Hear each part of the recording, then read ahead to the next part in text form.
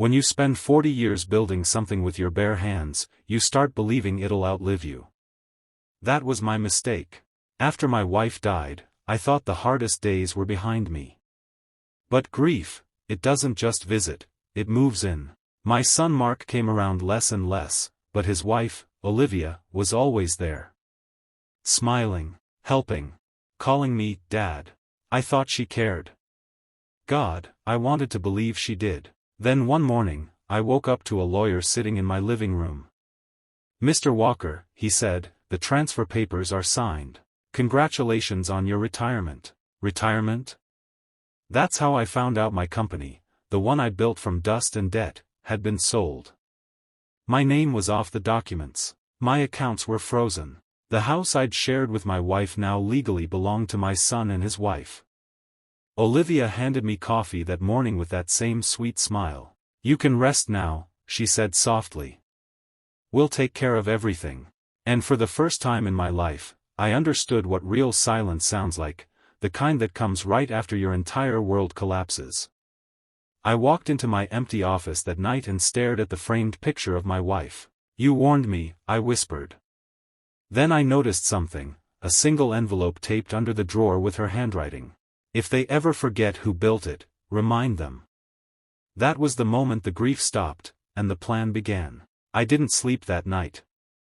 Every time I closed my eyes, I saw Olivia's smug smile and Mark's silence. My son didn't even fight for me, he just let her take everything. Maybe she'd taken him too.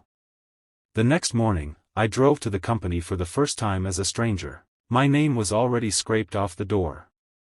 A new golden plaque read, "Olivia and Mark Walker Enterprises." But what Olivia didn't know was that the company wasn't built on luck or love, it was built on layers of trust, and I never trusted anyone completely. Years ago, my wife and I created a holding account, a quiet safety net in case things went wrong. Every major asset had a shadow file, secondary ownership papers, backup accounts, digital keys. My wife used to call it insurance for when people forget who you are. So I went to the old bank downtown, the one with my wife's name still on the box. Inside was a small flash drive and a note. "If they ever betray you, the truth will know where to find them." I plugged that drive into my laptop and watched as Olivia's perfect world began to crack. There were contracts, transfers, and hidden records, all linking back to me as the primary silent owner. Every share, every property, every dollar. I sat there in silence, staring at the proof. She thought she had won. But all she did was sign herself into a war she couldn't win. I closed the laptop, leaned back, and whispered to the empty room. "You wanted everything, Olivia. Let's see how you handle losing it all." Olivia always hosted dinner on Sundays. She liked to keep up appearances. So I showed up that night, uninvited but calm, wearing my old gray suit. The one my wife always said made me look too serious. It felt fitting.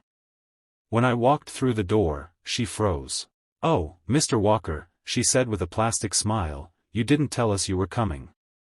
Mark looked up from his phone, guilt flickered across his eyes for a moment, then vanished. "I thought I'd see how my company's new owners are doing," I said, hanging my coat. Her smile twitched. "Your company? Oh, Dad, you mean our company." I sat down across from them, pulled out a small folder, and slid it across the table. "Then explain this." She opened it, her face draining as she read the documents, ownership papers, the holding account, the silent partner clause signed by my late wife and notarized years ago. Every signature perfectly legal. Her voice cracked. This isn't possible." "It's not only possible," I said quietly, "it's already in motion. As of this morning, the assets have reverted to the original owner, me." Mark stared between us, pale as the tablecloth. "Dad, why didn't you tell me?" "I tried," I said, "but you stopped listening when she started smiling." Olivia stood up, her chair scraping the floor. "You can't do this." I leaned forward, meeting her eyes, calm, steady. "You took everything from me, Olivia. The house, the company, even my son's respect. But you forgot one thing. I paused, letting the silence tighten the air. You can't steal what was never yours. She stormed out, slamming the door so hard the chandelier shook. Mark stayed seated, staring at the documents like they were ghosts. And for the first time in years, the silence in that house didn't feel like defeat. It felt like justice. The next morning, my house felt different, quiet, but not empty. The ticking of the old clock echoed through the halls like a heartbeat that finally found its rhythm again. For the first time in months, I brewed coffee in my own kitchen. The smell of it brought back my wife's laughter. She would have been proud. Around noon, there was a knock on the door. When I opened it, Mark stood there. His tie was loose, his eyes red. He looked like the boy I used to take fishing, lost, unsure, and smaller somehow. "Dad," he whispered. I didn't know what she was doing. I swear. I didn't answer. I just let the silence sit between us, heavy and honest. He stepped inside, glancing around the house. "She's gone. Took her things this morning. Guess she finally realized it was never about love, just ownership." I sighed. "You know, son, I built this place with my hands. Every nail, every brick. But what I wanted most to build was a family that didn't crumble." He swallowed hard. "I ruined that, didn't I?" I looked at him, my voice low but steady. "You helped someone try to. That's different. The real question is whether you want to rebuild it." He nodded, tears tracing down his face. "I do. I really do." For a moment, we stood there, a father and son, both broken, but finally facing the same direction. I reached into my pocket and handed him the photo of his mother holding him as a baby. "She always believed in second chances," I said. "Don't waste yours." He hugged me then, not out of guilt, but out of something deeper. Something real. And for the first time in a long time, I felt like I still had something worth leaving behind. That night, sleep wouldn't come. I sat in the old armchair, the one my wife used to read in, staring at the faint reflection of the moonlight across the floor. Every creak of the house felt alive, familiar yet heavy, like the walls themselves were holding their breath. I had forgiven Mark in words, but forgiveness doesn't erase memories. It just silences them long enough to see if they'll whisper again. Around midnight, the phone rang. Mark's voice came through, shaking. "Dad, she's here." Before I could ask, I heard Olivia's voice in the background, calm, cold, sharp. "You think you can just take everything back? That easy?" I grabbed my coat and drove. The gravel under my tires screamed louder than my heart. When I reached the house Mark and Olivia once shared, the lights were on, and shadows moved behind the curtains like ghosts. I stepped inside. Olivia was standing in the living room, holding one of my wife's framed photos, the one she used to keep by her bedside. "You know," she said, turning toward me, "this picture always bothered me." The way she smiled, like she owned peace itself. "Put it down," I said quietly. "That woman built this family while you tried to burn it down." She laughed, not the kind born of joy, but of pride bruised too deeply. "You think this is over? You took everything from me." Mark stood between us, voice trembling. "No, Olivia. You took everything from yourself." The silence that followed was suffocating. For a moment, I thought she might lunge, or break the frame, or... The courthouse hallway smelled like old paper and lemon cleaner, a scent that never quite leaves public buildings or the people who haunt them. I arrived early, carrying a weathered briefcase that had been my father's. Inside were the three things I still controlled in this world: the original deed, the trust schedule, and a letter my wife had written the year before she died, notarized and sealed. When my son and his wife swept in, they didn't look at me. She wore victory like a perfume, brisk, expensive, and a little too strong. He looked hollow, the way a house looks after movers have taken everything but the scuff marks. Our attorney suggested we try settlement. Theirs laughed. "Everything is already in our name," she said, as if she'd ordered ownership from an app and it had been delivered same day. In the courtroom the judge, an old ranch boy himself, watched us over clear readers. My daughter-in-law launched first, power of attorney, new titles, affidavits from friends who always knew I wanted to gift them the homestead. Her words came fast, like a flood over hard ground, but left no water for the cattle. When it was our turn, my lawyer didn't raise his voice. He placed the trust on the rail, then slid forward the deed my grandfather signed with a fountain pen in 1948. Your Honor, please note the survivorship clause and the spendthrift provisions. And one more exhibit, a letter from the co-settler clarifying intent. The judge leaned in. Across the aisle, her confidence flickered, just for a heartbeat, like a porch light before a storm knocks out the grid. Court resumed after lunch, and that's when the floor shifted. My attorney called a quiet woman from the recorder's office who carried a flat archive box like it contained something alive. She testified about a corrective deed filed 2 weeks after my surgery, same parcel number, new grantee, my daughter-in-law. The signature looked like mine if you squinted from 50 yards and forgot I've never used blue rollerball ink. Then he called the notary who allegedly witnessed it. She didn't appear. A subpoena had come back undeliverable. The judge frowned. My son squeezed his wife's knee. She shook him off. When I was sworn in, I didn't talk about betrayal. I talked about fences, irrigation ditches, and mineral rights, how you don't sign those away with a trembling hand in a recovery chair. I explained the trust's trigger: if I became incapacitated, my sister, an accountant who still balances her checkbook with a pencil, became co-trustee.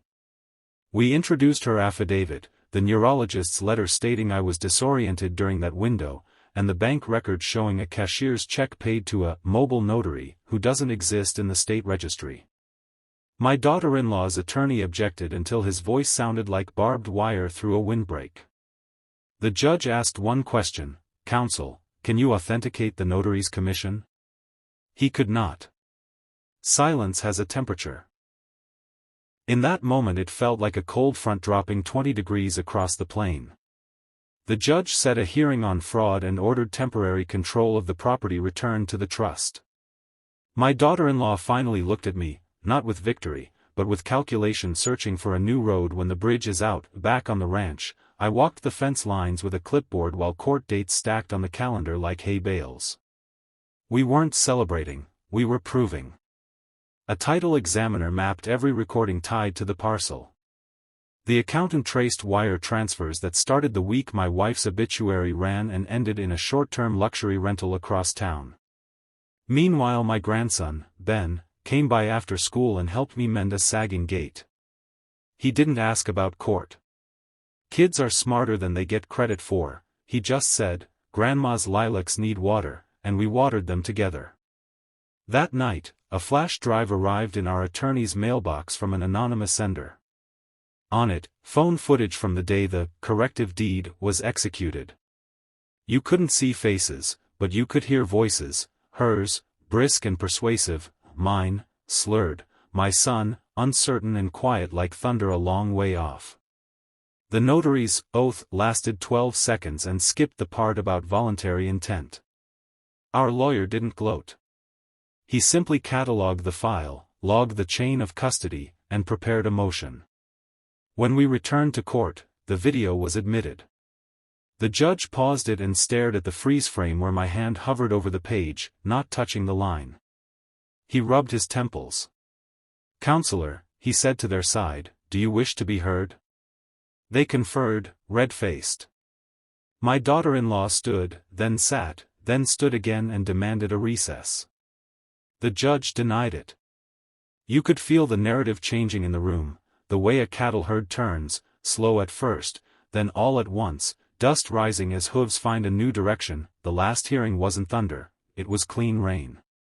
The judge voided the fraudulent deed, sanctioned the filing attorney who should have known better, and restored full control of the ranch to the trust.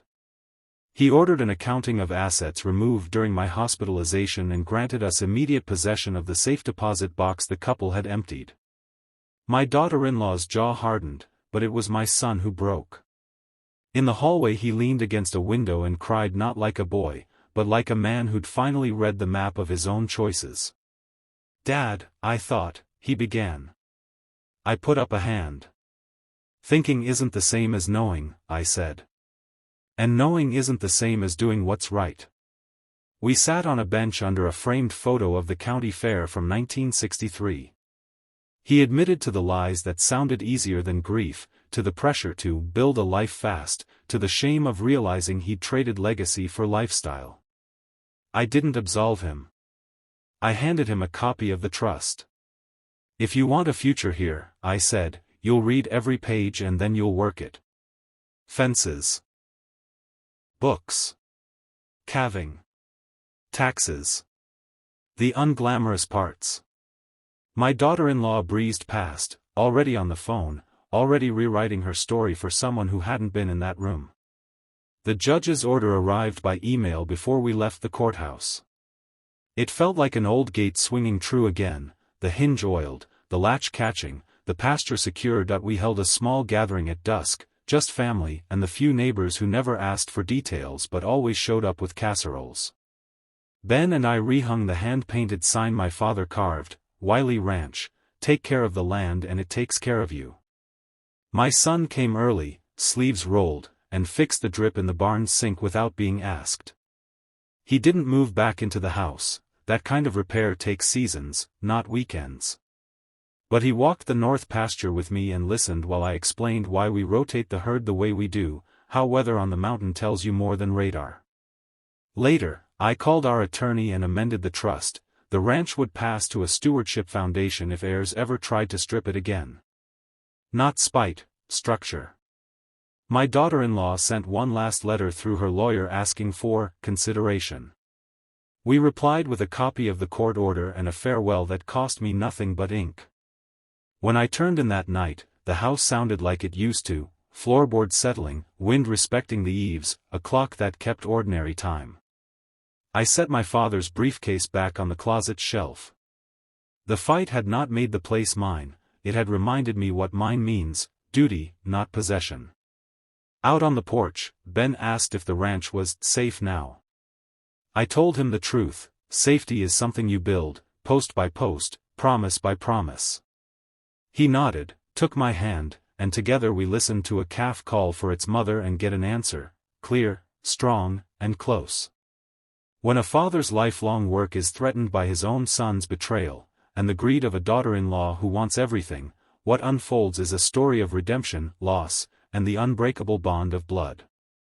A story about legacy, forgiveness, and the strength it takes to rebuild what love once created. Content notice.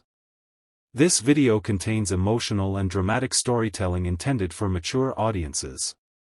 Viewer discretion is advised.